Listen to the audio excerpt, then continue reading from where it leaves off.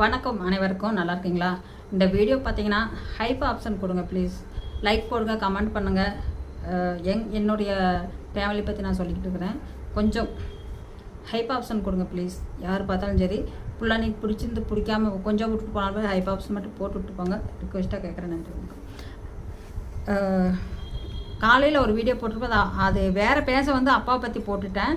ஏன்னா மனசு ரொம்ப ஒரு மாதிரி வலிக்குதுங்க. ஏன் பொய்யா பேசி ஒரு இதை கொண்டு பொய்யா உருவாக்கி உயிர் எழுதி வச்சாரு, அதில் உயிரை போட்டார். என்னத்துக்கு பொய்யா பேசணும்? உண்மையாக தான் அதை பேசிட்டு போங்க. உழைச்சி சம்பாரிச்சு சாப்பிட்டு போங்க. நல்ல மனசாக இருங்க. உழைக்காட்டி கூட நல்ல மனுஷனாக இருங்க. நல்ல மனுஷன் ஒரு 4 பேர்த்துக்கு 10 பைசா போட்டு உதவி பண்ணுற மாதிரி இருங்க. நல்லாயிருக்கும். அதை விட்டு போட்டு கூட்டு வாங்கல ஏதோ ஒரு கட்சின்னு சொல்லி போட்டு அந்த கட்சியில் போய் உட்காந்துக்கிட்டு பச்சை கலர் பேனாலும் மஞ்சள் கலர் பேனாலும் எழுதிட்டு உட்காந்துக்கிட்டு பேப்பர் தான் பச்சை மஞ்சள் வந்தால் பேனாவும் மாற்றி மாற்றி எழுதுறாங்களாம்மா. எனக்கு புரியல. இப்போ தான் புரியுது. அந்த இடையோட்டை புதூரில் ராமசாமியார், கந்தசாமியார், மாரிமுத்தார், பழனிசாமியார் எனக்கு தெரிய மாட்டேங்குது. ஏன்னா அதெல்லாம் சொல்கிறாங்க. ஆமாம், அங்கே கோர்ட்டில் சொன்னாங்க. அது போய் கடைசியிலுக்கு போய் பார்த்தா ஒன்றுமே தெரியல, யாருமே தெரியாதுங்கிறாங்க. பேர் இல்லையா, அது குட்டுவாக்கில் எப்படி அத்தனை பேர் வந்துச்சு அப்படிங்கிறாங்க. எனக்கு வேற படிப்பறிவு இல்லையா, அதனால் ஒன்றுமே தெரியாது. பயந்துருவேன். ஏன்னா கோர்ட்டு கூண்டில் போய் நின்று பேசுகிறப்ப யாருக்கு இருந்தாலும் பயம் வரும். கொஞ்சம் பயம் வராமல் இருக்குமா? பயம் வரும். ஆனால் நான் பயக்க மாட்டேன். அது பழகி போச்சு. அது சுஜிபி. எதுக்கு போய் பாய்க்கணும்? நம்ம கடவுள், நமக்கு அவங்களும் மனுஷன், நம்மளும் மனுஷன் தான். என்ன அவங்க சொல்கிற சட்டத்தை கேட்கணும். அதில் அவங்க அந்த இதில் உறுதியாக இருக்காங்க.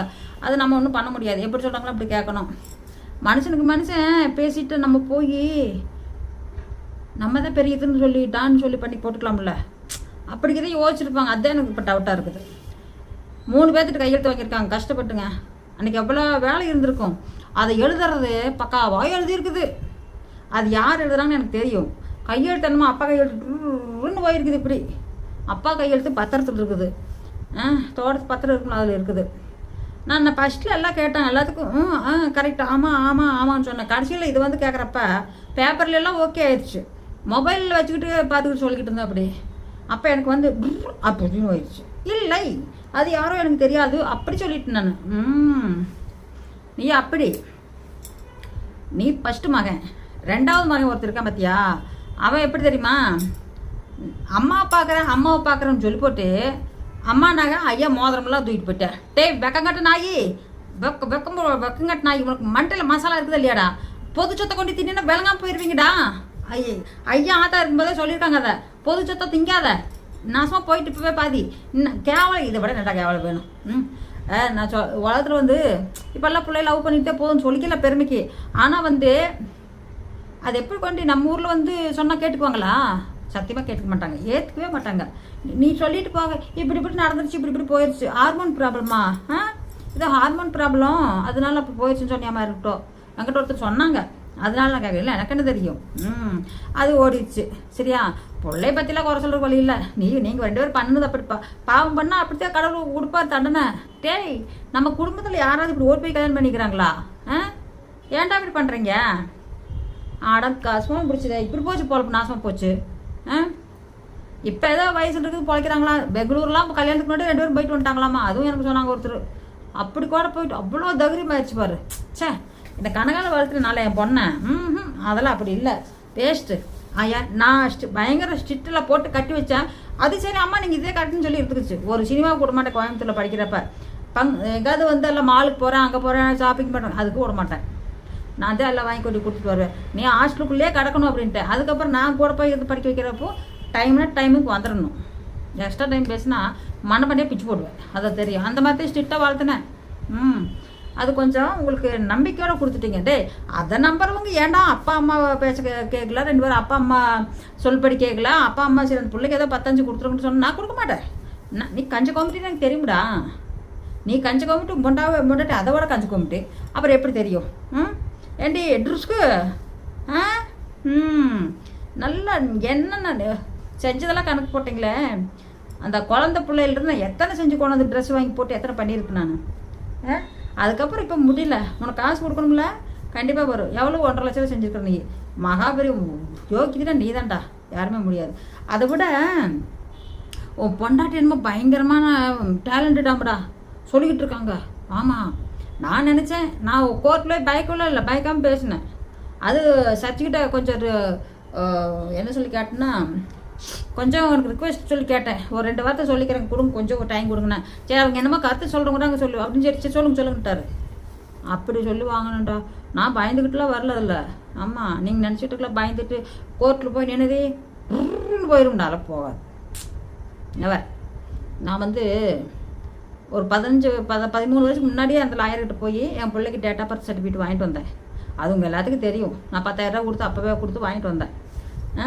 அவர் நம்பர் அப்படியே இருக்கட்டும் அப்படின்னு ஒரு நல்ல மனுஷன், ஒரு சூப்பரான ஒரு மனுஷன்னா அவர் தான் என்னுடைய லாயரு. அது பேர் நம்பர்லாம் அப்புறம் சொல்கிற வாங்கிக்குவீங்களா நீங்கள் எல்லோரும். ஒட்டஞ்சத்திரத்தில் வந்து அவர் புது பேர் எனக்கு சொல்கிறதுக்கு வாயில் வரமாட்டேங்குது, அவ்வளோதான். ஒரு அருமையான லாயர்னா அவர் காசுக்கு ஆசைப்பட்டு கேட்க மாட்டார். இது நடக்கும் இது நடக்காது அப்படின்னு சொல்லிட்டு இருக்காரு. இப்போ வந்து எனக்கு என்னமோ 60 சென்ட் தான் வரும்னு வந்து நியூஸ் வெளியாக இருக்குது.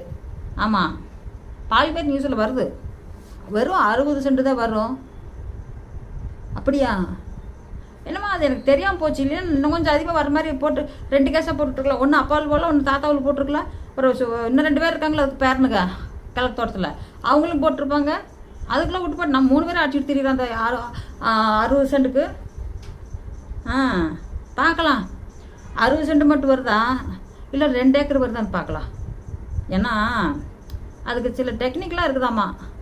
அது எப்படி டெக்னிக்கல்னு சொல்லி பண்ணி எடுத்துட்டோம்னா நல்லா கரெக்டாக சுவிட்சை ஓடிருந்துட்டாங்க. அப்படி பண்ணிக்கலாம் இல்லைண்ணா. ஏன்னா நான் நினச்சிட்டு படிக்கவே இல்லை, நான் எனக்கு ஒன்றுமே தெரிய மாட்டேங்குது. அதுதான் பெரிய பிரச்சனையாக ஓடுது. இப்போ படிக்கணும் இனிமேல். இத்தனை பண்ணினேன், படிப்பு பாரு கண்டுக்காம விட்டுட்டேன். ஒய்யாலே நான் படிக்கணும் இனிமேல். நான் பிறந்த 3 நாள் MBBS படிச்சிருக்கேன்னு போய் சொல்லிக்கிட்டு இருக்கிறேன் எல்லாத்துக்கிட்டும். நான் இனிமேல் படிக்கணும், படித்து நான் பெரிய லாயராகி நானே எல்லாம் பண்ணிட்டு போயிடலான் இருக்கிறேன். ஆமாம், சரி பார்க்கலாம். அந்த தோட்டத்துக்குள்ளே வரலையே, அது கடவுளுடைய கையில் இருக்குது. சரியா? கடவுள் கண்டிப்பாக ஒரு நாளைக்கு கண் திறந்து பார்ப்பாரு. எனக்கு அந்த நம்பிக்கை இருக்குது. நான் தெய்வத்து மேலே ரொம்ப நம்பிக்கை வைப்பேன். அந்த நம்பிக்கை எனக்கு இருக்குது. கண்டிப்பாக பார்ப்போம் யார் சேர்க்குறாங்க அப்படின்ட்டு. சரி, நீ நகையை திருடி கொண்டு போயிட்டீங்களா 5 பவுனும்? அம்மாவதும் அப்பாவதும் அவங்களுக்கு ஒன்றும் தெரியாது வெகிலி. நீயே அப்படியே அவங்ககிட்ட நைஸாக பேசுகிற மாதிரி 5 பற்றி தூவி விட்டு போட்டு கண்ணில் மறுபடி போட்டு கொண்டு போயிட்டா. நீயும் போட்டால் 2 பேரும் மூட்டை கட்டிட்டு போயிட்டீங்க அந்த 5 பவுன் நகையை. கடைசியில் தோடு இருந்துச்சுடா அம்மா தோடு. அதை ஏன்டா கொண்டுட்டு போனேன்? பொட்டாட்டி போட்டுக்கிட்டாளா? இல்லை பிள்ளைக்கு மூக்குத்தி ஊற்றி விட்டியா? அவள் தான் ஒன்று வேணாலும் ஓடி போயிட்டான். எதுக்குடா மூக்குத்தி ஊற்றுற? உங்கள் சொத்தே வேணாலும் உள்ள அவளாக ஓடி போயிட்டா. இந்த குடும்பத்தில் இருந்தால் நம்மளும் இது மாதிரி நாளைக்கு பாவம் வந்துருந்து ஓடி போயிடுச்சு. 4 பேர் கேட்குறாங்களா சிரிச்சு? குத்தோன்னு வரும்டா. வெயிட் பண்ணுங்கள்.